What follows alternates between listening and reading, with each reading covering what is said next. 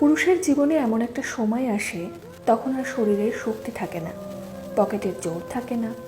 এতদিন যাদেরকে খাইয়েছিল, যাদের কথায় নেচেছিল, তারা কেউ পাশে থাকে না।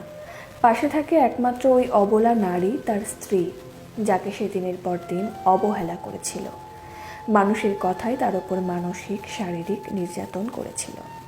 পুরুষকে জন্ম দেন একজন নারী, আবার সেই পুরুষের শেষ সময়টাই পাশে থেকে সুন্দর একটা মৃত্যু উপহার দেয় একজন নারী। একজন পুরুষের শারীরিক শক্তি ও পকেটের জোর যতদিন থাকবে ততদিন সে তার স্ত্রীকে মানুষ বলে মনে করে না। যখন এসবে ভাটা নামে তখন তার হুঁশ ফিরে, কে তার আপন আর কে তার পর।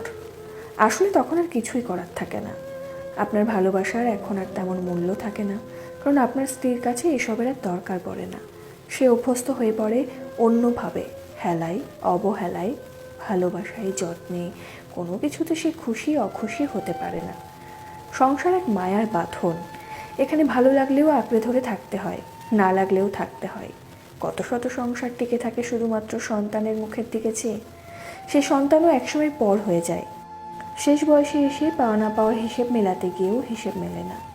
সেই অবহেলিত অযাচিত নারী আপনার শেষ বয়সে আপনাকে বাহু ডোরে বেঁধে রাখে, বিপদে আপদে, সুখে দুঃখে। আজ থেকে সতর্ক হন, নিজের সহধর্মিণীকে মূল্য দিন।